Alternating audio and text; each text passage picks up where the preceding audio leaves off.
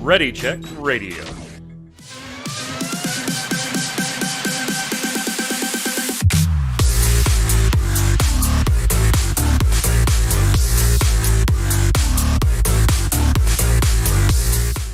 What's up, Internet? Welcome to the Relic Grind Final Fantasy Square Enix podcast here from Ready Check Radio. It's Thursday at 7 p.m. Eastern. That means we're doing the show live. We're going to talk about Final Fantasy XIV's past, present, and future. I'm Mike Byrne, your host, as always. If you're watching over there on YouTube or listening on Spotify, thank you very much. But head on over to ReadyCheckRadio.com. All the socials are in the upper right-hand corner. Follow us on Twitch, Twitter, Facebook, YouTube, all that stuff. Like, subscribe, notify, feed algorithms. Yeah, I mean, you know how this all works. And dear God, if somebody tells me to punch the like button one more time, I swear to God, I'm signing out. I'm just signing out. It is a big day here. Lots of people in chat hanging out live, ready to take their little opinions on what we've got to talk about today. But joining us, very special guest. Thank you so much for being able to do this, Mr. Chris Montoya, a.k.a. Tarkoth. How are you, Tark? Thanks, programs. I am doing wonderful. You know, with the servers down, waiting on the patch notes, early access tomorrow morning. Really excited to get into it. No, I mean, you were here a couple weeks ago when we talked on this very show. That's not brain fart. That's not tomorrow anymore. But thanks for bringing up a very sore wound. That's kind of you. That's me also wishing. online, Mr. Adam Lane, aka Kronos. What's up, sir? He took my intro, dude. I was gonna do that too. Oh, I guess it wasn't original enough. Damn. No, not at all. Not at all. We do have a special guest joining us today, though. Mr. Jesse Cox. Yes, Mr. The Jesse Cox. We had to parse it out to make sure. How are you, sir? Welcome. Thank you so much for coming and doing this. Thanks for having me. You know, I'm sad the servers are down, but early access tomorrow. No, I'm really excited. Wait, guys. You can still do the joke. You can still do it. We all just repeat it. Damn it, Kronos. Oh my God, we're 2.5 minutes in and I've lost control. It's all over from here. A few programming notes before we get started with the holidays coming up. Tomorrow, we will be doing our 3-person one-chip challenge in Rocket League to celebrate 500 Twitch followers. We have other targets set up when we get to 1,000. So if you're new to the channel, consider a follow and all that fun stuff. But yes, 3 of us will be doing the one-chip challenge and trying to cram as many Rocket League matches into there before we cry and have to have a drink. So join us tomorrow, 7 p.m. Eastern, Friday, 7 p.m. Eastern, live on Twitch. Gaming Gumbo on Saturday as normal. We will be doing a bunch of the streams as normal next week, but no Relic Grind and no Gaming Gumbo on Thursday and Saturday, respectively, to celebrate Thanksgiving. Hope all of you have a wonderful holiday, but make sure you join us throughout the weekend for the normal shows. So, gents, let's get to it. I wanted to take a little bit of advantage here of Jesse being here. Because, Jesse, you're, relatively speaking, newer to the Final Fantasy XIV, hardcore, so to speak. I remember, when it first came out, you dabbled and did some stuff there, but you were, at the time, a World of Warcraft guy through and through. But last year, in about the middle of the year, middle of 2020, Final Fantasy XIV bites you. You start playing it a little more. But this wasn't a game an MMO that came out of nowhere, right? Even before its relatively recent push in popularity, we're talking millions and millions of accounts, hundreds of thousands of active players at any given point across the globe. We're not talking about an Among Us that slept for 2 years and then all of a sudden everybody was streaming it. But we are seeing that kind of rise now in an 8, 9, 10-year-old MMO. So let's start with what got you first last year. Why the change? What made you stick, even though you had dabbled before but never stuck? Sure. Boy. So what's the best way to say that I think the current WoW expansion sucks? And so I think you nailed it. Yeah, I think that's what I meant to say. All right, that's the show. Thanks for joining us. That's what I meant to say. Yeah, I'm just not a fan. The best way I can describe it is like, imagine in Final Fantasy XIV, we went to the afterlife, or like we in Final Fantasy XIV we went and we saw Hydaelyn, and we're just in front of a big crystal, and everyone is represented there except for like Lalafels. You're like, well, where are the Lalafels? We didn't want to talk about them. That's pretty much WoW, which is like, yeah, we're gonna go to the afterlife, but like, there's gonna be like an elf afterlife and like a paladin one, and like one for like death knights, and that's pretty much it. That's so you're it. like a troll shaman. Good luck, idiot. And that's what it felt like. I don't care. I was like, the story is all over the place. It doesn't matter to me. But I'm like a big story gamer, and for some reason, I'd convinced myself, years of brainwashing, that you know what, one day they're gonna tell a cohesive story in WoW. And they are not doing that. Yeah, so that kind of went totally the other way. Yes, that is. It's a shameless plug. If you've watched the video that I did about my time playing WoW versus Final Fantasy, yes. Yeah, and you kind of coined it's an RPG MMO phraseology. Yeah, I mean that's kind of what it is, and that's the experience I had when I started playing Final Fantasy XIV. Is that coming from WoW, which is like you can start at any point and your investment can be very little, and the whole objective is you're just going to play with friends, to going into Final Fantasy XIV, where as a person who's into story and wants to like be invested in a world, right away I was kind of reminded that that's the thing that they're doing. And it didn't become relevant to me. The reason why I sort of came into it later is when it first came out way back when. And what's funny is when I logged back in, I had emails or, in-game mail that were like 2,469 days old. And I was like, that must be from when I first started. So I started originally way back at launch for Realm Reborn, and played till about level 40 something. And then was like, this is like every other MMO. Like I'd rather just go back to the one that I put time into. And so I just went back to WoW because there's nothing in it for me. Like I knew where it was gonna go. Like most MMOs, you get to a point where you've done all the leveling and then you're stuck waiting for endgame content to come out. And I was like, I'm not really feeling it. Nothing's really happening. I think, like a primal at this point, and most of the rest of it is me running from place to place. Or if I want to do quests in different zones, it was like, hey, famous warrior of light, right? Go deliver lunches. And I was like, that sucks. Titan, and then I was like really bored with WoW, and I wasn't playing anything else at the time I wasn't in the online space. I was just playing other games. And a friend was like, hey, I'm playing Final Fantasy. I'm telling you, you're going to like this. I was like, well, I have a character. I mean, I guess I can log back in. I think I'm still part of that FC from like way back when, because it's not mine. And I was like, all right, I'll log in. And I logged in. I was still level 40 something, but I powered leveled through all of that and got to the end of 2.0, and I don't know, maybe the weekend. And I was like, oh, well, that was fun. Okay, what happens next? And like, oh, you got to see what happens next. So I just kept playing, and I was like, I guess I'll start streaming it. And so I started streaming it after I beat 2.0. So people keep asking me, where's all this stuff from Realm Reborn? Doesn't exist. You'll never see it. You'll never find that on the internet.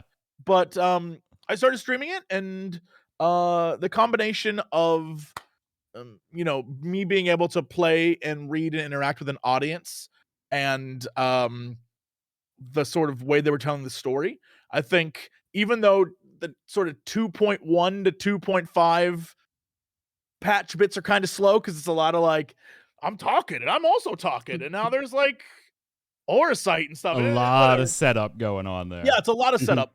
But then I think, like everyone, once you get to Heaven's Ward, you're like, ooh, I think I love this. And then you're just kind of like in the rest of the way. And that's the best way I can describe it, because once you get to even like halfway through Heaven's Ward into Stormblood, and if you make it all the way to Shadowbringers, you're going to be like, it's like infuriating to see the way some companies do their MMOs versus this now. And now I like can't go back, because I like that there's an MMO exists that like turning it off and walking away is included in the sort of plan. Yeah, in the patch cycling. Yeah, it's not meant for you to always be grinding a thing. Yeah, they and exist. I mean, you have a leader in Yoshi P that has flat out said that. Go play something else. Hopefully, we'll earn you back when .2, .3 comes out, and we'll see you then. It's fine. Go play something else. And I think that is so nice. So nice. Oh, definitely. Yeah, but so Tark, I mean, you and I are version 1 babies. Kronos, you're shortly after 2.0. Like, when we look at it, it's kind of just like, well, I mean, at its core, 30,000-foot view, Final Fantasy XIV doesn't really do anything new. Like, not at and all. I love the game really. dearly. I played WoW for years. I played 11 for way too long and still do play the damn thing. But it's a tab target MMO that is rotational built and built on the tank, healer, DPS trinity. It tells story very, very well, which, to Jesse's point, is a far cry from, its biggest competitors, particularly of late. But Final Fantasy's always historically, Kronos, told stories in a very, very nice fashion. So to us, it's kind of like, what changed, right? Millions of people are playing, and all of you that are recent to it, welcome. We love having you.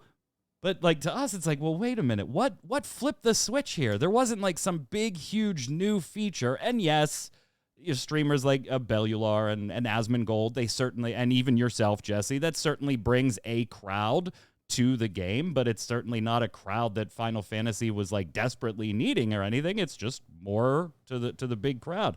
So what is it, Kronos? What is it recently?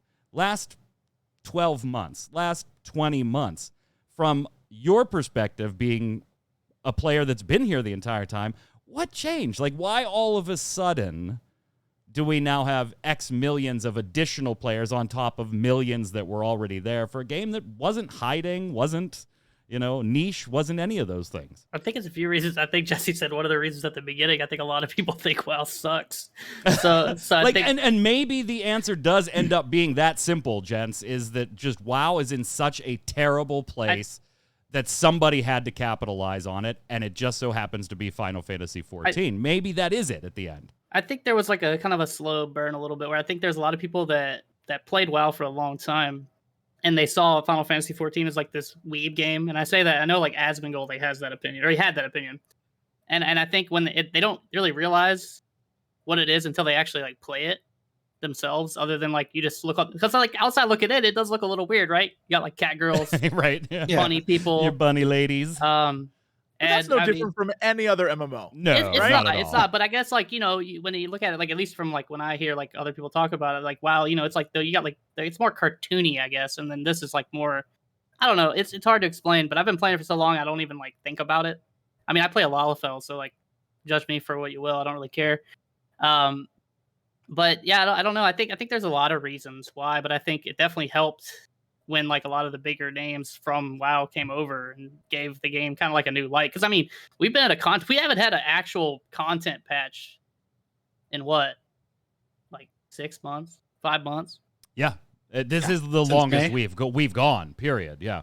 So I mean that says a lot. I feel like right there, and then because you have all these new players coming in, they don't need a content patch, right? They have like nothing ever. That's the cool thing too about Final Fantasy, at least. I'm not a WoW player, right?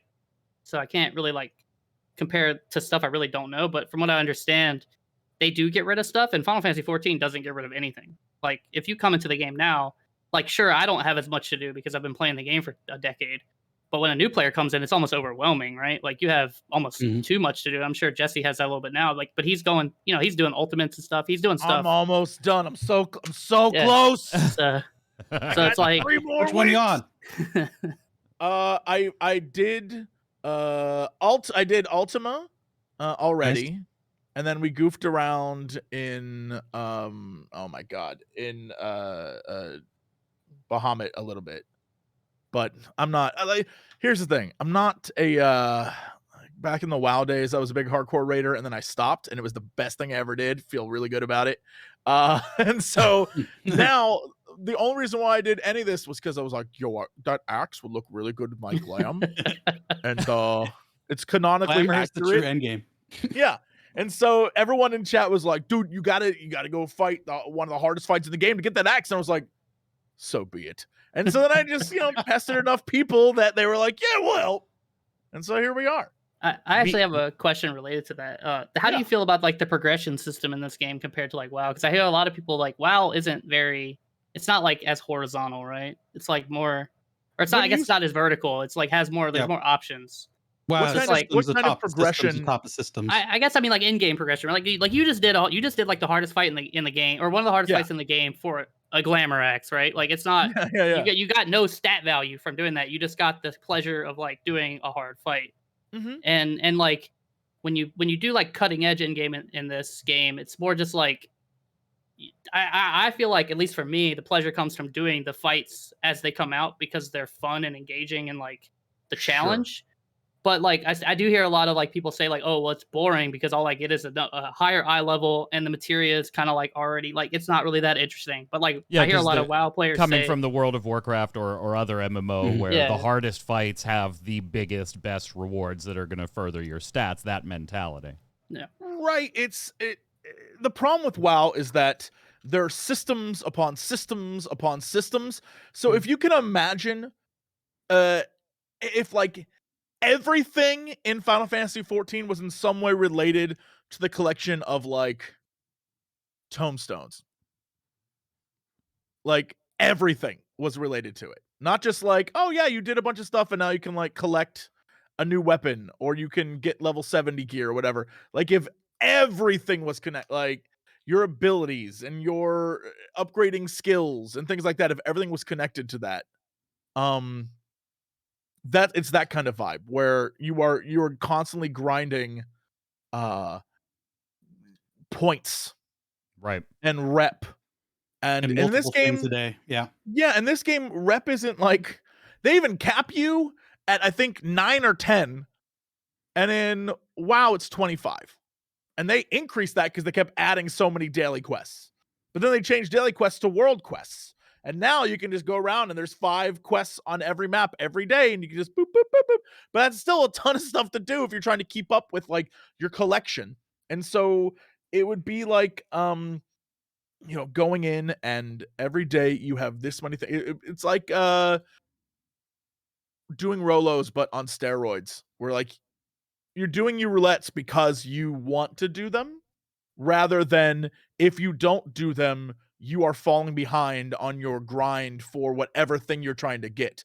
And if you aren't doing them every day, you're no use to your raid. And if you aren't doing it in a certain way, you're no use to your, like that kind of stuff. And that's just too much for me. And I understand some people love it, but at the same time, I look at that and I say, okay, you've grinded that thing. A new patch has come out, negates the grind you just did, gives you everything, and now you're on a new grind.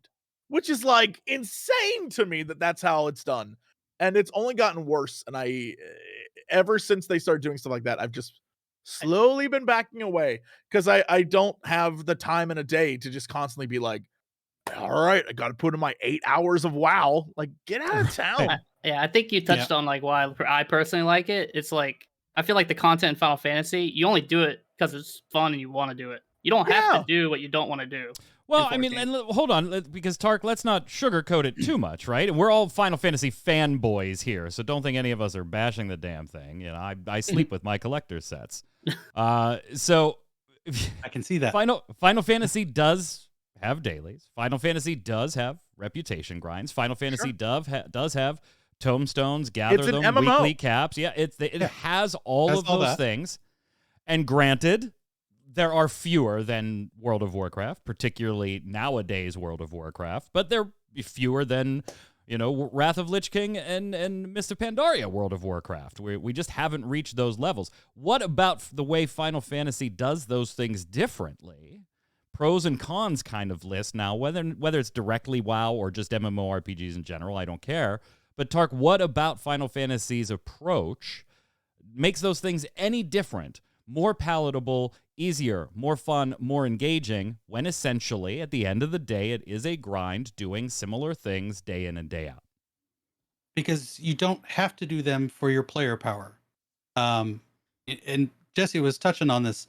It'd be like you have to do Zadnor and do a certain amount of skirmishes and critical engagements so you can get enchantments for your armor. You need to get, your deep dungeons done this week so you can have glyphs for your weapons. Now you got to get your reputations done. That will increase your material levels, so those are higher. And you got to do all these things so that you can do the raids in a min-max level. It's just not a thing that's here. It's all optional. Really, the only things you got to do are your weekly tomestones. Yeah, that's about it. And really, you only, as far as raiding, normal raids. Yeah, as far as raiding goes, you really only have to make sure you do like a week or two of the damn tomestones before you're generally just grabbing the raid gear anyway, Chronos, so that you can whisk yourself off to Savage when it launches. And to be fair, for the people that clear the stuff early, like they do it in crafted gear. Like like they some of those people, they don't even give a crap if they hit max eye level, because when the next raid comes out, they just raid log, right? Like they just want to do the 8-mans, so they can just log on when the next one comes out and get the new set of crafted gear replaced and go. The one hold up on that is if there's for sure an ultimate in the next patch. Oh, sure. Yeah, for sure. Yeah, you got to prepare. You do have to prepare for an ultimate if you're trying to do like cutting edge. That's true. Yep. But there's a distinct difference in the way the two games present sort of like the end game mechanics.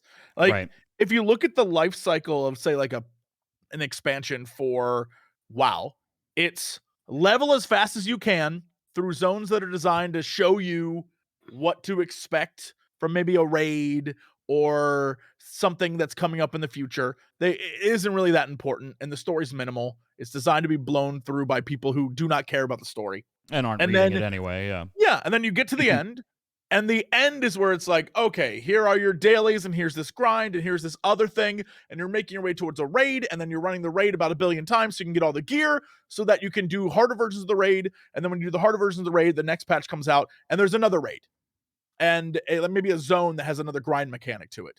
And then you do the grind, and then you do the raid, and then you keep that cycle up.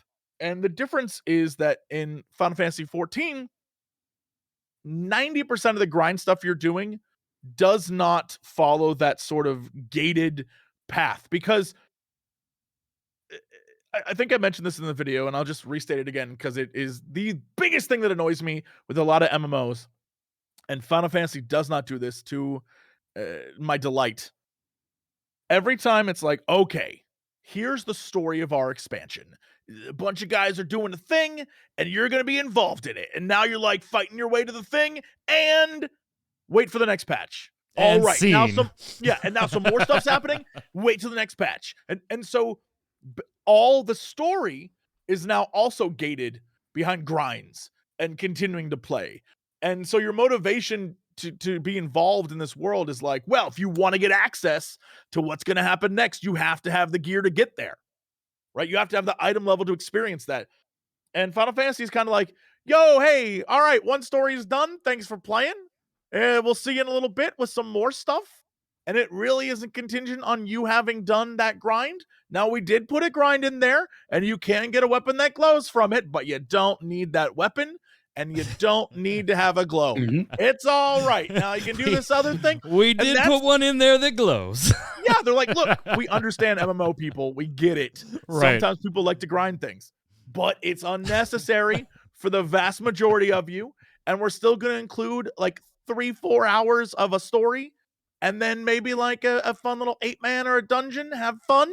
Don't worry about it. The hard mode's there for the people who want to do a hard mode. It's that kind of stuff. And it also totally helps different when you have somebody at the top, very public facing in Yoshi P, that reinforces things the community says too, right? We've been focusing a lot on in-game comparisons here, and that's fine. But out-of-game comparisons, I think you just have a totally different approach. You don't say. And you have for years. I'd love to see it rub off on the entirety of Square Enix, and we have a little bit. Other games are starting to do little live letter-esque type things in their lead up through betas and things like that. But you legitimately have a face, multiple faces, because this isn't all just Yoshi P either. We all know the names and faces of multiple high-profile people behind Final Fantasy XIV. And let's set Blizzard's legal woes aside for a minute, Bobby Kotick, you need to resign. Concur. Yeah, separate to all of that stuff, just looking at World of Warcraft development as a whole, there's a genuinely huge sense of Kronos. They aren't listening. They just aren't listening to us. And you definitely can't say the same thing on 14 side.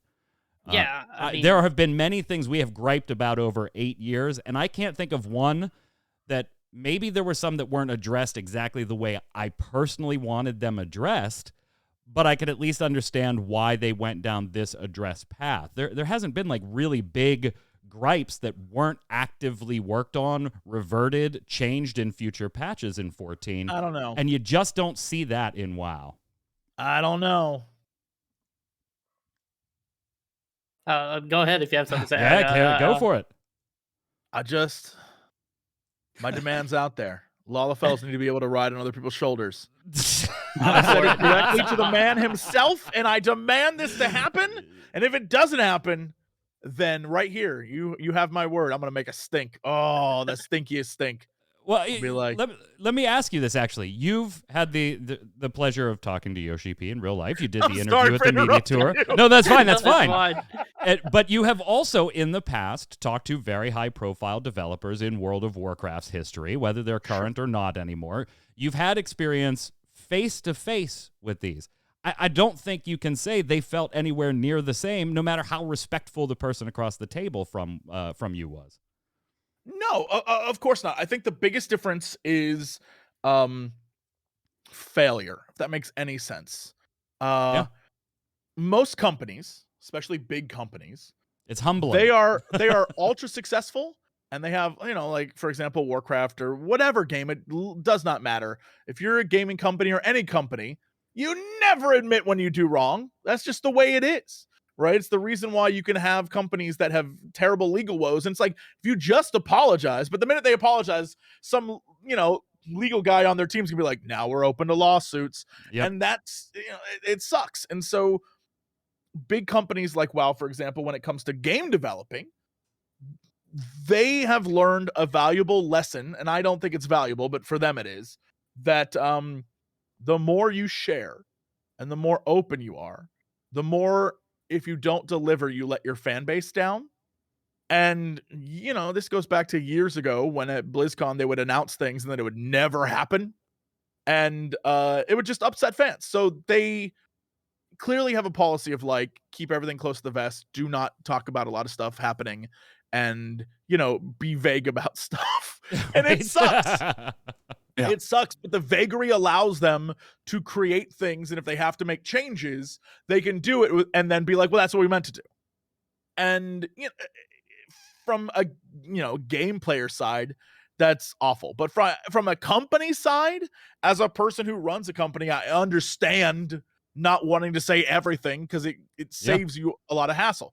With that said, the Final Fantasy XIV experience is a bunch of people that failed, and they failed hard and publicly, and they have nothing to gain ever from being like, well, we don't need to tell you everything. They started with, let's explain everything to you.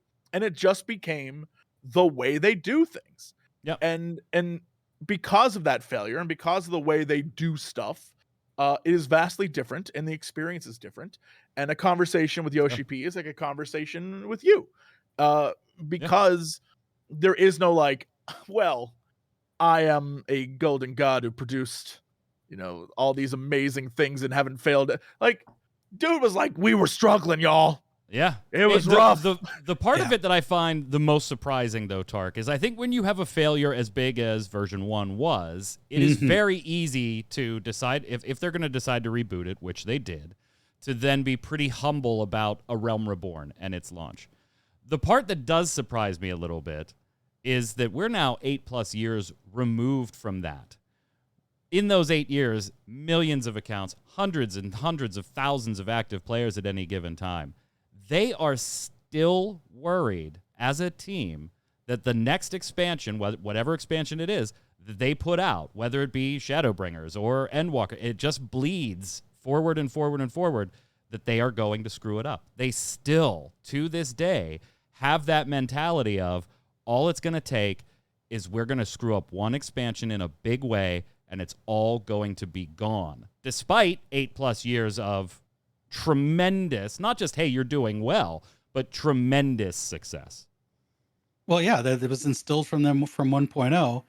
And when Yoshi came, he laid the foundation for the culture that he wanted his team to have. And the fact that he hasn't let up on that culture and it's just progressed as the years have gone by is a really inspiring thing to see, that, your leader wants everyone to be included in this. I will say that Yoshi, as of late, has shown a little bit of his saucy side, and taking a little. He has. He's been taking some awesome stabs. And the brilliance of him, though, was he did it across interviews, right? Yes. Like he didn't like bash Blizzard and World of Warcraft or anything in like a diatribe. He just made little tiny comments like, here's in this interview and in this interview. And do devs, some of these devs even play their games? You know who he was talking about. Yeah, exactly. You know who he was talking about. But at the core, him and the team, they're humble. They know that, they've said it in the No Clip documentary. Next expansion, they don't know if they'll ever get a third chance. They don't want to test those waters. So they put their best foot forward every single day for us. Kronos, what do you think? Yeah, I think we touched on a lot of the points. Like, for me, it's about like vulnerability, right? Which I think is basically what Jesse was saying. To be honest, like, it's the way they explain stuff is like it's talking like we're talking. Like that's just how they do stuff. And I think their fear of like that stuff is warranted. Like what Tark said, it just goes back to 1.0, where it's like they just don't want that to happen again. And to be honest, like one failed expansion is probably a big deal. Even like if Endwalker, I'm not 100%. Yeah, I'm not minimizing. Yeah, yeah. But I think they do great, and it's the same reason why I give them the benefit of the doubt in a lot of situations. I don't necessarily agree with everything they do, like we mentioned earlier. Like, I mean, there's plenty of things that I've raised to stink about. But at the end of the day, it's like they do so well in like almost every other area that it's like I just forgive them for and everybody. Nobody's perfect, right? Too. Like I'm not always going to get everything I want out of the game, and I play the game way too much to complain, to be honest. So. Yeah, I mean, I love the game, and most of my complaints come from just a place of like I just want to see the game get better, and I think that's where their mindset comes from too. And so I really appreciate, I appreciated the fact, even though I didn't like the delay and how late it was into the cycle, I appreciate the way they told us. Like, the fact that he came on camera and basically told us face to face. I mean, for lack of a better word, I thought was great. Like, I'd rather it come that way than a Twitter post. Yeah, so. And Niabari in chat says something. There's humility that you can see in the 14 devs, and you can see a complete lack of that in the top of ActiBliz. And I think what's even more important than being able to see the humility, Jesse, is that it's genuine. It's very easy to come out and say, hey, we're so sorry. We're really sorry about this. But there is a genuine factor to not just Yoshi P, but the rest of the Final Fantasy XIV team that every time you talk to them and there's bad news, you could just see, without them saying anything, that they are feeling that. And we said it on Happy's when we were doing the live letter reactions live, Kronos. It was, if this was, it was a blue post. When Shadowlands was delayed, it was a blue post. It was, here's a forum post. And that doesn't make the customer feel all that warm and saucy inside.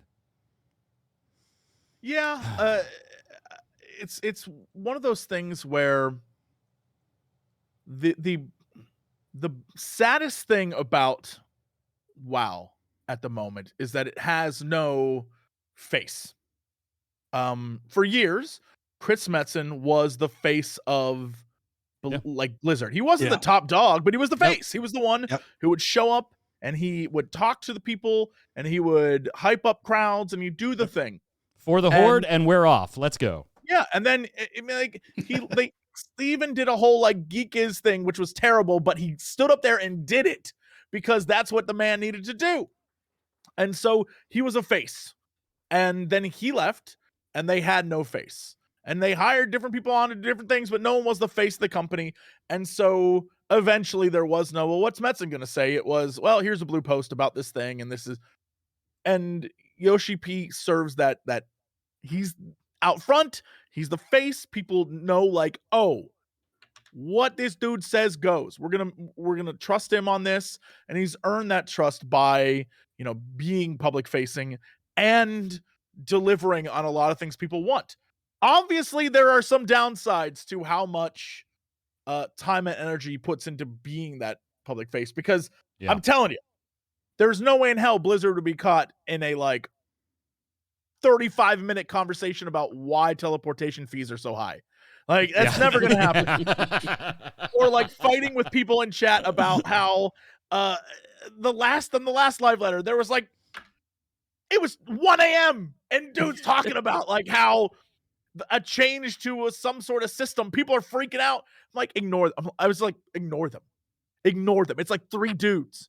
There's like 75,000 people watching. It's 3 dudes losing their mind. Ignore them. And he's like, I've got to get through to them. It's like, no, you don't. You don't have to. And he's like, I will. Yeah, so we were like, saying the entire last live letter could have been about 45 minutes. Yes. It really the entire letter could have been 40. And that's with a 40-minute apology at the beginning of that 45 minutes. The live letter did not have a ton in it.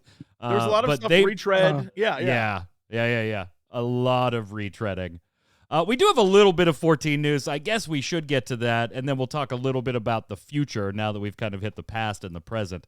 But in the news wise, they did post on the Lodestone. Everybody, please remember, the stat squish in Endwalker is coming. You will not be less powerful. You will just be as strong, etc. Is that Yoshi right there? Yoshi, is that you? Yes, the numbers here will with be us right now. Will be smaller. But of important note is a reiteration that if you're in the middle of leveling something, get to the nearest level. Finish it, because you will lose interim experience. If you're 70 and working your way to 71 and you're 30% way there, finish that 70% in the next 2 weeks. Otherwise, you will be 70 at 0% to level. You won't lose levels, but you will lose the experience. That doesn't apply to all things. There's some, exceptions to that. But as far as your main character goes, finish off those levels. We also got, gents, a music video for the theme song now, for the Endwalker lyrical journey post. I'm going to play it in the middle with no audio because Twitch and YouTube are dumb sometimes. But here you go. Wonderful song. I think all of us absolutely love the song. Kronos, what is going on with your shot here? What happened? Oh, my God. There we go. So far? No, I was dumb when I set it up. Did you watch the video, Kronos? What'd you think? Ahsoka rocking it out again, of course, on a hillside in the middle of whatever. It looks like Dublin almost. I like the song. I'm not sure how I feel about the music video, but I don't know. I think I would have rather had some in-game stuff, but they're trying to put some effort into this stuff, so it's cool. I like the song a lot. I'll say that. The song's tremendous. Is this the best one for you, Kronos? As far as expansion theme songs? I don't know, man. Shadowbringers is really good. It's up there. Let me give it some time before I make that decision. Tark, is this the one? Did it top the charts for you? The song, yes. The music video is just a little artsy weird. I didn't enjoy the video. It's a little artsy weird. You are a man of culture, let me tell you. So I closed my eyes. I listened to it. When we first saw the teaser trailer. Oh my God. It was like, I went ahead and I turned my monitor off. I love this song. Exactly. When we first heard the teaser trailer, I even remarked when, it was all 3 of us for that live letter. It's like, this song is amazing. It really soaks into my heart. Soken is such a lyrical god, a music god. It's just, I can't imagine anybody else doing this, except for Uematsu. So I still got to give it to Answers personally. I don't know if something's going to pass. I know it's cliche, but Susan Calloway and Answers and the choir in the background, Footfalls might not do it for me. Where does it rank for you, Jesse? I've been thinking about this first off the music video. For everyone who was like, I think.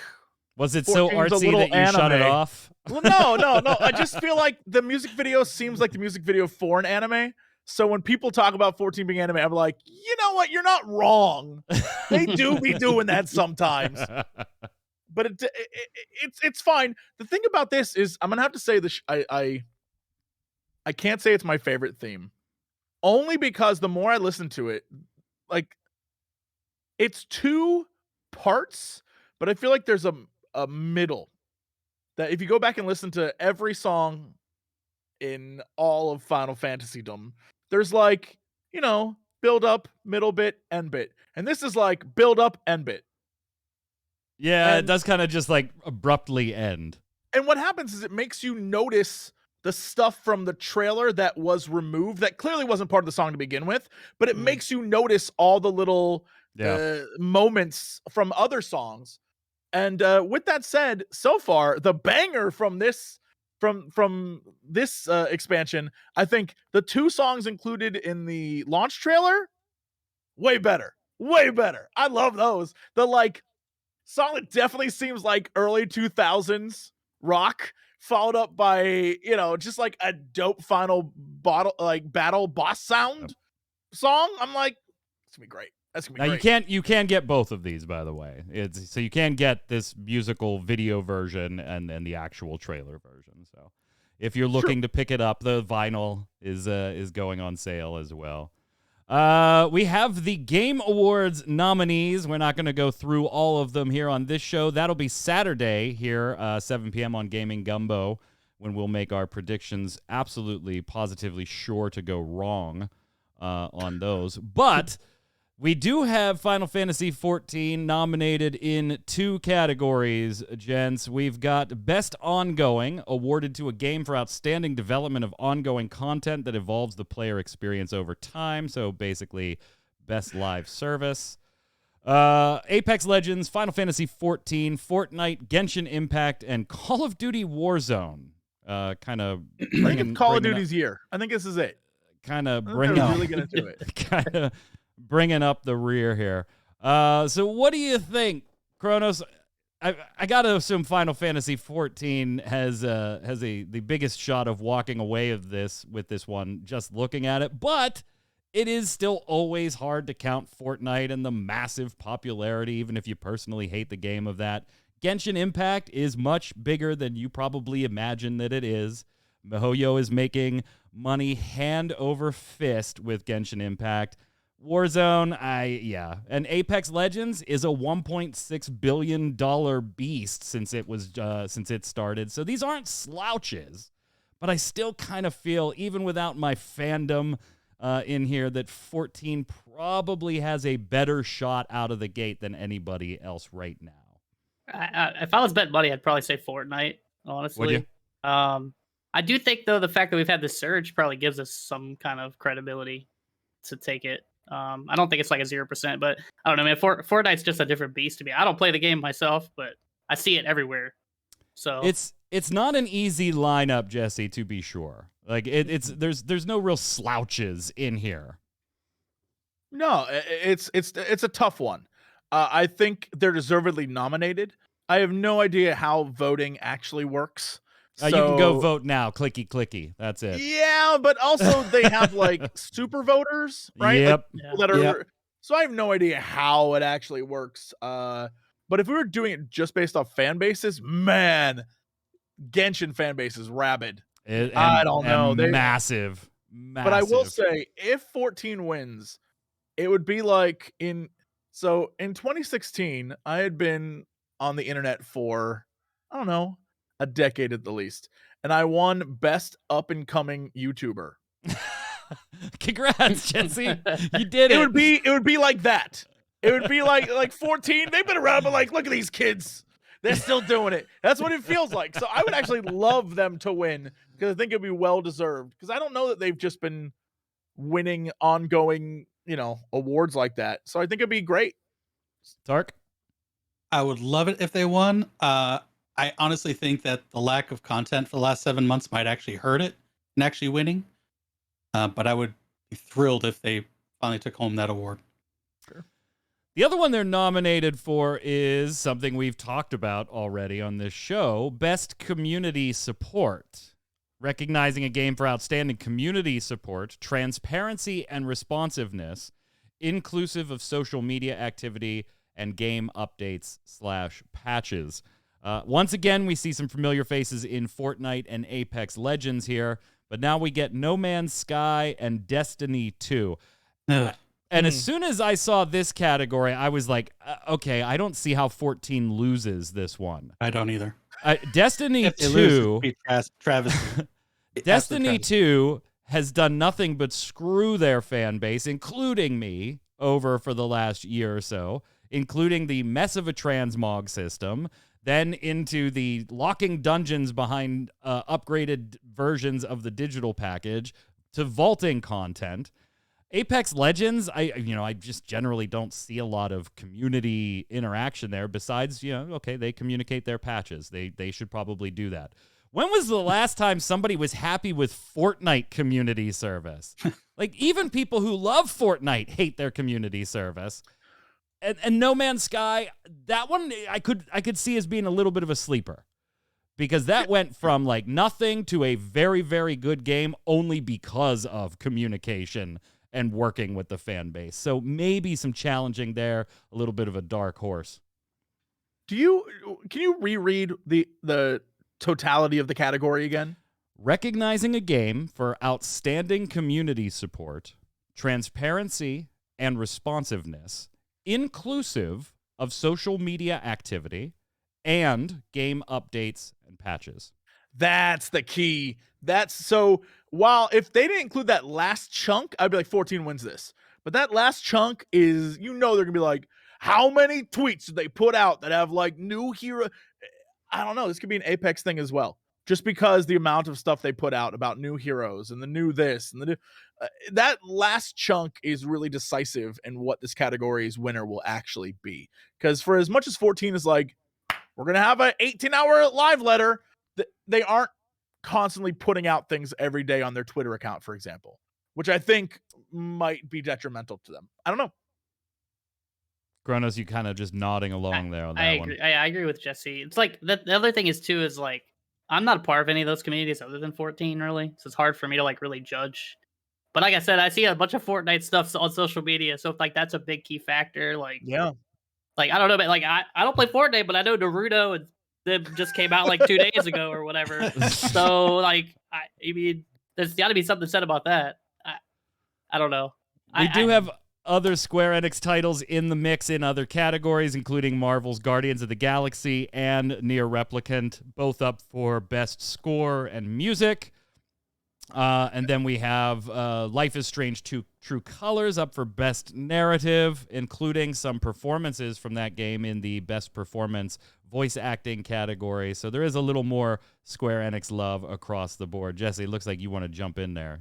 No, I hope they give it to Nier. Even though Guardians is great, most of the music is like, we found a great song we want to include, which is totally different than making up a language and like including it. You know what I mean? Right. Yeah. Deathloop, not Square Enix, in all kinds of categories. So that's probably one you're going to want to watch. We do have a few bits to finish up with here, but before we leave Final Fantasy XIV and wrap the show up, let's talk a little bit about the future. We know 6.0 is the completion of the Heidelin Zodiac story. Yoshi P has not been coy about that. He has also been telling you, hey, Final Fantasy XIV is not ending, but we got to take this into the future with a different story. We all kind of are wondering, we've speculated for weeks now, particularly on this show. We did see this past week an interview with Famitsu magazine where Yoshi P was asked about the end of the Endwalker story, and he said, there's a big mystery that will be revealed within the saga of the Heidelin versus Zodiac arc. For those of you who have come along through this journey of Final Fantasy XIV up until now, you might think you'll go that far? Once this mystery is made clear, it shall then form as the basis of the new chapter of the story. In lieu of that, we have poured our thoughts from these past 11 years and have also put preparation into the content moving forward for the next 10 years to come. Interesting little quote there, Kronos. Just kind of you'll go that far? That all in capital letters. Speculation has already begun, including our friend Ginger Prime speculating that maybe the Warrior of Light dies. Maybe that's the death we get. And while I think maybe that could be interesting from a narrative standpoint, if not a little overdone recently in video gaming, I think it presents challenges in MMOs that you probably don't want to start talking about, let alone actually implement. But what do you think, Kronos? Is it possible the Warrior of Light dies? Or if the Warrior of Light is zapped into some alternate time or forward time or past time, and there's not a lot of death, but there are departures and goodbyes? I mean, there's gonna be some death. I'm pretty sure. I don't think it's gonna be you though. I'd be shocked. Well, I'd I'm be glad shocked. you don't think I'm going to die. Well, you know that. what I mean. I mean, I appreciate that. our character. Alphino's gone. I don't Bye, know. We'll Alpha. see. I mean, somebody's I dead. think that's a big red herring. Somebody's dead for sure. I don't know. I mean, there's a lot of directions they could go because we don't know what's gonna happen. Because this is like the first time they're gonna actually depart from what they've been doing for 10 years. But Yoshi P thinks that this is going to be surprising enough that you're going to watch and say, I can't believe they went this far. I mean, what else, Tark, could it be? A couple deaths and maybe a time jump a la Louis Swa.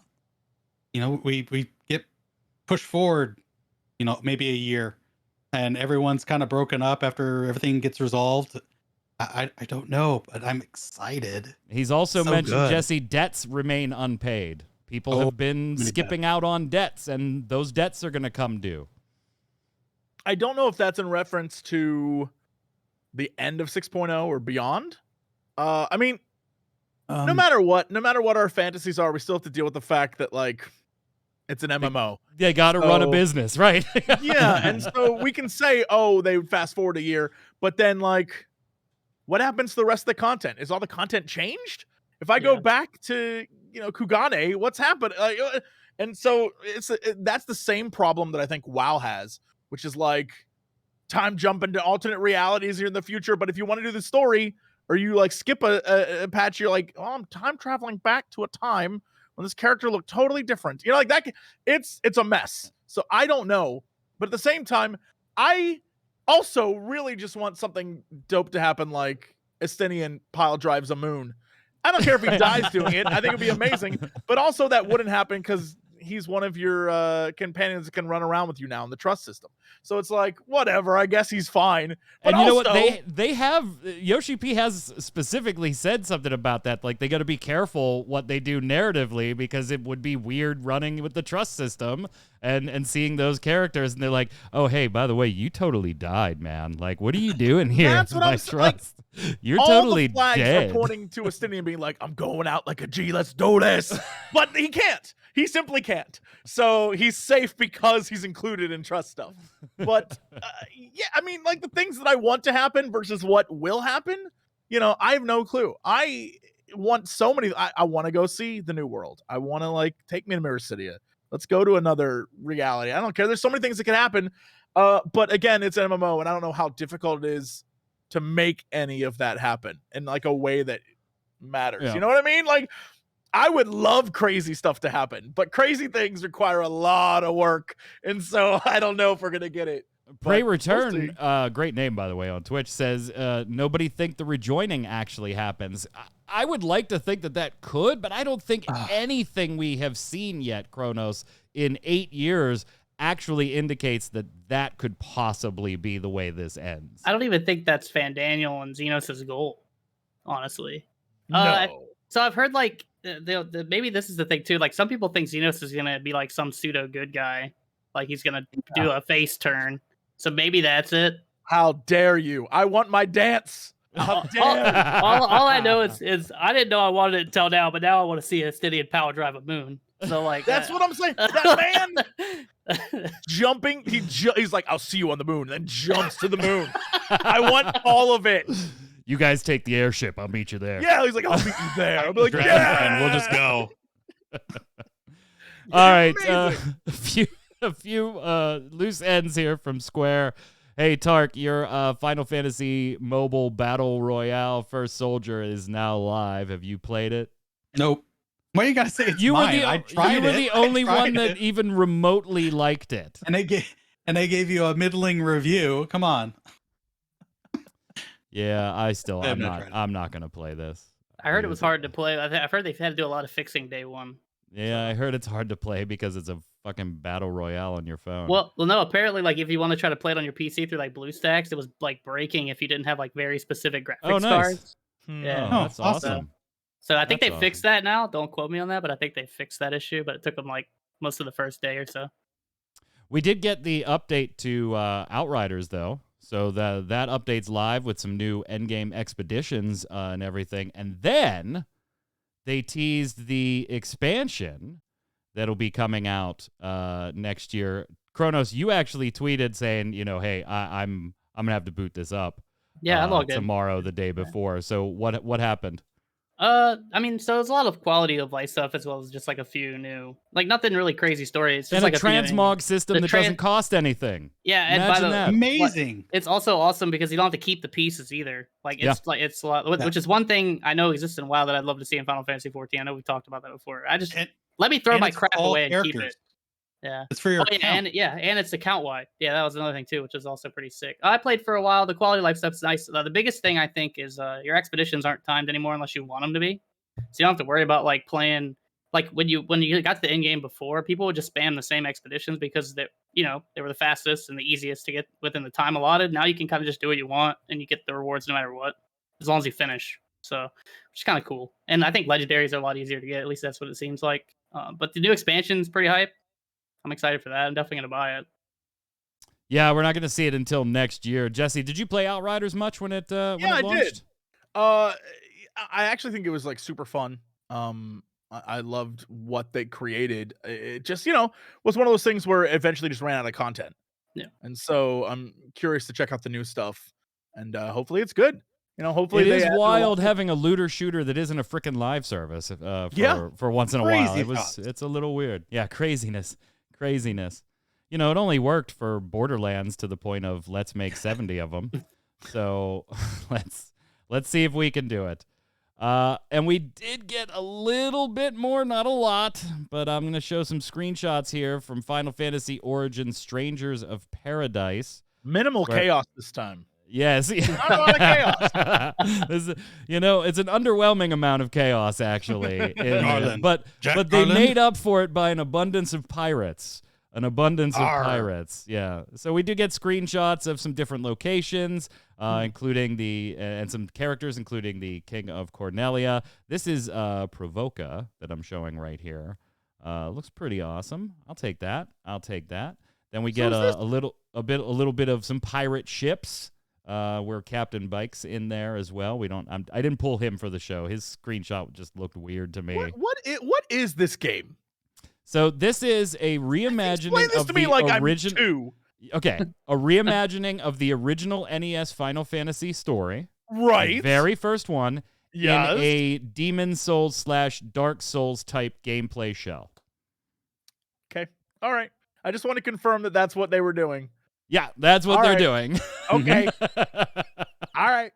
I'm going to play the hell out of it, and I'll probably be like, what am I doing? Why am I doing this? The only thing we don't know if it's like the same story as the first game, or if it takes place like prior. Some people theorizing. That's why I said reimagining. Yeah. We're not quite sure where they're going. Yeah. But it's definitely in the Final Fantasy 1 world. Right. I see it. I'm like, well, I've played Final Fantasy 1, and I recognize what they're doing, but I don't know what this is. I know Chaos and I know Garland, so I'm pretty sure I know what they're doing, but maybe not. Yeah. So, and here's some screenshots of the importance of staggering both your enemies and not getting yourself staggered. I don't know. I'm just waiting for the next demo, right? We had the 2 demos, Tark. Yep. The second demo was definitely a hell of a lot better than the first one, that's for sure. But the second trailer was a hell of a lot worse than the first one. And neither of those trailers were good and doing any favors for selling this product.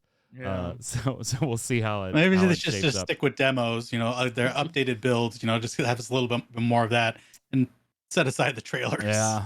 Speaking of demos, all three of us, Tark, Kronos, and I, were in the Babylon's Fall closed beta that was this week from the How was 15th that? through the 17th. You know, it's really awkward. That good, huh? Wow. Yeah, it's really awkward when I get an email from Square Enix and they say, would you, obviously you get the surveys, right? Anybody that gets beta gets the surveys. It's a little different when you do press and you get emails from the team saying, would you mind typing up some feedback so that we can give it directly to the team? And I sat on that email for a good 24 hours before I started typing. Not because the game is bad. Please don't take that impression. And Kronos, Tark, we have not spoken about it, so I don't know your opinions. But this was a really weird beta. The primary functionality of the beta, the closed beta for the 2 days that it ran, was really to test the cross-play functionality in their matchmaking. It was not to sell the game or, in any way, shape, or form. They were legitimately testing a very particular thing for 2 days, and that was it. But because of that, the beta felt really weird to me. Like, you had no concept of story, you had no concept of narrative, you had no tutorial, you had no help with anything. It was kind of like, create a character, you're in a hub city, figure it the fuck out. And you find, here's a quest board. Well, okay, that's literally the only thing I can do anything with right now. I guess I'll go do this first one. All right, we're matchmaking you. Oh, shit, okay. Yeah, okay, let's matchmake. Let's do it. It was just awkward navigating. I will say that I really did like the shift in art style. I think it still maintains that like oil painting aesthetic that the team wanted, but doesn't make it look like a blurry oil painting like it did in early betas. This is still one, I got to say, at the end of the beta, and I told them this, maybe I'm not going to be invited back because of it. I said, I'm not sure if I would buy this product yet. I like this and this and this. I said, I'm hesitant to give you negative feedback because this was a very disjointed beta, and I feel like I might be griping about something that totally will not be an issue. And so I told them, I feel a little awkward giving you negative, but I will tell you this. In more complete betas, I will absolutely give you negative feedback. But I'm still on the fence on whether or not I buy this, knowing that this one is going to be a live service, Kronos. What do you think? Yeah, I mean, I had some issues with it, but not with the matchmaking. Like, the matchmaking stuff is actually quite fine. I had like a few rubber band issues, but like that's expected. It's not even that big a deal. To me, like if I started playing, I was like, okay, they're trying to be like Monster Hunter. But then I was like, this is like really slow. Like for me personally, that's just how I personally felt. It feels like it wants to be Monster Hunter, but wants to be Demon Souls at the same time, but doesn't have. Yeah, that's a good point. Actually, I didn't even think about that. That's kind of what it is. Yeah, it's like, but like not even like it's punishing or hard really. I just felt like I was kind of smashing on stuff, almost like Monster Hunter, but without the speed. And also it made the quest feel really long. Yeah, because of it. And the enemies didn't even really feel that interesting. Like to fight. No. Some of them looked kind of cool, but they didn't really feel. A bunch of glowing endorsements here, gang. Right? Get those pre-orders in. I mean, yeah, as it stands right now, from what I've played, I wouldn't buy it either, honestly. But that doesn't mean like this can't be the last beta. There's no. There's going to be more. Yeah. So I'll try it again. It was fun for a little while, but I can't say it really like caught my attention that well, to be honest. So. Jesse, if you haven't played, no, we'll have to get you a key. We'll have to get. I'm blown away that you said it's slow and it's a Platinum Games product. Yeah, right? So I slow thought is not how I think of them.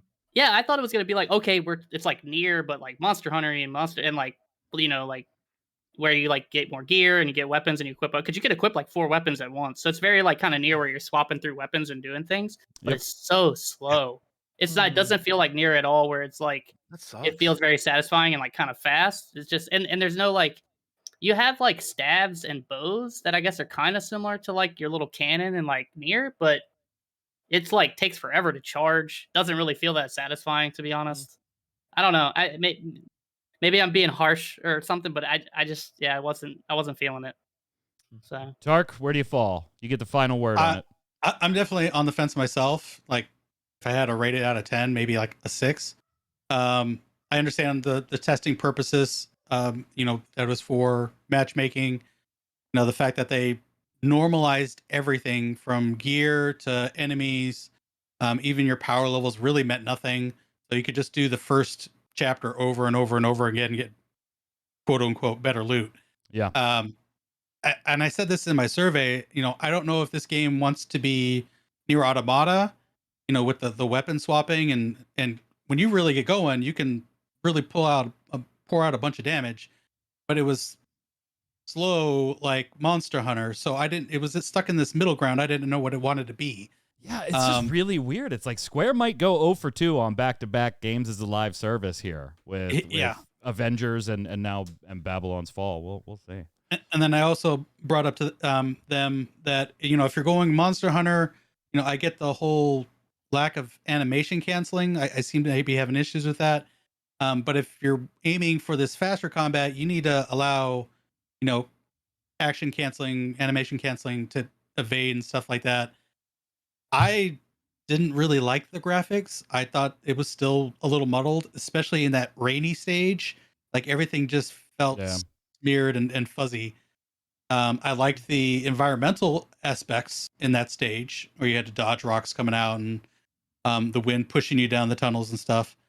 It's one that you're like, I want to like, but there's just I do want to like it. Yeah, it was a weird beta too. I think the beta didn't do it was a fucking beta. It was like a real beta, guys. So it was. We're just so used to not seeing betas used as betas, but as pre-order advertisements anymore. That maybe that's it. But the real reason I asked you here, Jesse, I want to talk about Final Fantasy, the trading card game. None of the rest of this stuff matters.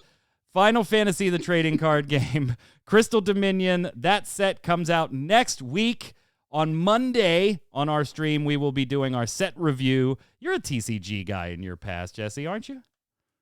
Magic the Gathering, maybe? You mean 20 years ago, yes. Yeah. In your past. Yes, you are correct. In the past, yeah. You want to play the Final Fantasy trading card game? I'll teach you how. It's a blast. I have... Ignore what's going on in my office with all the stuff I have everywhere. I'm trying actively to remove things from my life. So at one point in time, I did have, in the background, hopefully I'm pointing correctly. No, pointing up. I did have shelves filled with games. And for a long time, I was thrilled about it. And then I moved 3 times in 3 years and was like, no, I'm good.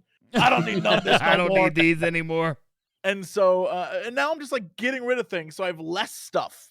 I even found that I had a whole collection of Star Wars trading cards. Oh, from like the early 2000s, late 1990s. I had all those from that game. And I was like, yo, who wants my collector's Vader? I was like, I got to get rid of this stuff. I love it, but I'm sure there'll be someone out there who loves it way more than me that I can here. Take it. Oh, boy. Well, I can't convince Jesse, but if you want to learn about the Final Fantasy trading card game, like I said, set number 15 comes out next week here in the United States. We stream every Monday, 7 p.m., whether we're teaching players online, playing online. We've got the cameras doing the tabletop stuff. Come hang out. I'll be doing a full set review because it's all been spoiled, so we'll take a look at all of it. With that, let's wrap it up, gentlemen, and head over to Love It or Leave It.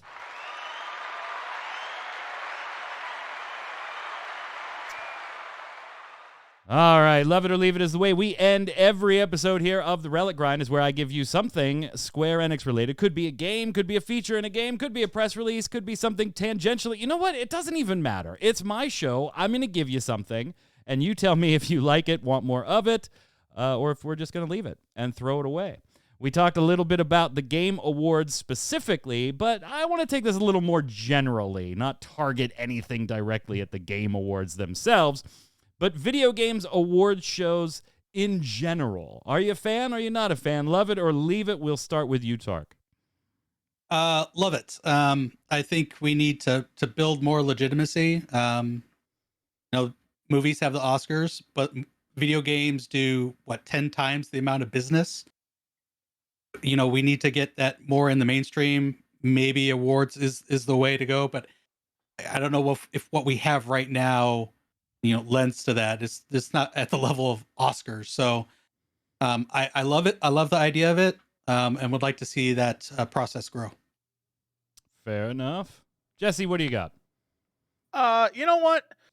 I say leave it unless I'm nominated, in which case, love it. I don't know. Like, I'm not a big award show person, but if I ever got nominated for an award, you know, it would be like, these people are smart. This is the Jesse's best all award of a show sudden out an there. awards person. I'm Yeah, gonna tweet you when it happens. I'm gonna be like, "You selling out, son of a bitch." Oh yeah, but if I win, I'm gonna sell out even more.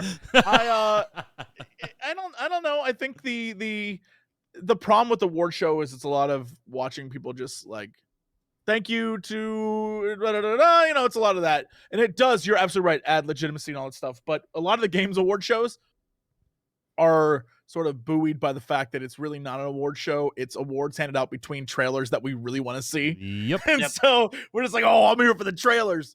And I think, you know, it's the same reason why I'm not watching the Oscars, because they're not like showing new movie trailers in those. But at the same time, I do very much understand the idea and being recognized for all your hard work. So I get it. It's just because it's not for me doesn't mean it's not a great thing for the industry, unless I get an award, in which case it's the best thing for the industry. One of the best. Hands down. What do you got, Kronos? I've never met Jesse before today, but I feel like we link on certain things. To be honest, I agree with him 100%. And I'm not even really that big a fan of the Oscars, anyways. They don't really determine like the movies that I enjoy or go see. Like, so that doesn't really like I don't know. I watch it for the trailers, but we're talking about in general, so we're just talking about the awards. So like, yeah, I'm gonna leave it as well. But yeah, if I get nominated, big fan. It's a great honor. It's a great honor. It's a great honor. I'd like to thank all of you for this nomination. Yeah, I'm kind of split on this one. I'm going to lean a little, just slightly into the love it category, but just conceptually more than anything. Like it's already been said, I agree with recognition for the humans behind these games, not EA, not Blizzard, not Square, the humans that actually work on the games and things like that. However, that said, the actual shows themselves, when they're not just absolute politically motivated garbage behind the scenes, and we've seen our fair share of those over the years, I just feel like I've watched some cringy shit in my life, but nothing tops most of these video game award shows where I'm just like, oh, Hydrobot. yes, What's the best one? Would we not do this? Like, people already think gamers are dorks when you're on the outside looking in. Now, this isn't helping add legitimacy to anything at the moment when we're doing things like that. So I'm going to love the concept, but I'm going to leave our current palette of award shows right now. I think, is that enough fence sitting? I think that's enough fence sitting. You were like right on there. Yeah. Chat, don't go anywhere. Right after the show, we'll be going live with our usual Thursday streamer, Ms. Faye Death. What's up, Faye? I'm back. Hi. You are back. Did you had like your Friendsgiving last week. I So did. how'd that go? I did. It was pretty good. It was fun. I brought a family favorite of pretzel salad, which has absolutely nothing to do with salad, as one can imagine, but it was delicious. So Does it have something to do with pretzels? I've never heard of it such does. a It does beast. at least have something to do with pretzels. I will share photos. It's a pretzel crust and then like a cream layer and then a strawberry jello situation on top because I'm Well, definitely. I mean, that's that's what I put in all salads. So, right, exactly. yeah, that's the dressing. What are we streaming today? We're still stuck on a spaceship, and so we have to keep dealing with the alien. You 'cause gotta I made a make it. promise. We gotta make it through. Little more alien isolation chat. Don't go anywhere. We'll hang out for a few minutes after the show here for some post-show, and then we'll go dark for about 15 seconds while we relabel everything for Faye Death. We will, of course, be back not next Thursday or Saturday. We'll be back with the usual streams for the early part of the week. But then, happy Thanksgiving to you and yours. Stay safe. Have a lot of fun. Enjoy your family. And if you're, being with your family doesn't make you have fun, go hang with somebody that brings you peace and joy. Have a great, wonderful holiday. We'll see you back here the following week. Until then, Tark, where can everybody find you? Twitch, Twitter, YouTube, all at Tarkoth Gaming. And here on Saturday and Sunday nights on Ready Check Radio as we play Tales of Arise still. Kronos. Yeah, same as always, Twitter. If you want to follow someone that likes to just complain about all the things that they really like, you can hit that up. Got to go to bed early so I can play Endwalker in the morning, right? Been patching Right. up. I made it. I did it full circle. Yes. Right back. Jesse, I think some of those that vote for awards might need to know where to contact you. So where can they find you? The best place, all you got to do is go to Google and then type in pretzel salad. And it's a picture of Jesse Cox right next to it. That's what I did. Me eating a pretzel. I Googled it. I want to know what it was. And it looks like it'd be my jam. I'd be like, oh, pretzel salad. So, yeah, I don't know. I'm all over. I'm just Jesse Cox everywhere. So if you want to find me, that's where you'll find me on the internet under that name. I've stolen it from every other Jesse Cox that exists. Sorry, suckers. Much appreciate you being here. Thank you so much. I'm Mike Byrne. You can follow me right there on Twitter at MagicMan1. But more importantly, follow at RC Radio, spelled incorrectly, RAIDEO on Twitter. Come on over, follow on Facebook, all that stuff. You know how it is. Until next time, gang, stay safe. We'll see you on the servers. Later.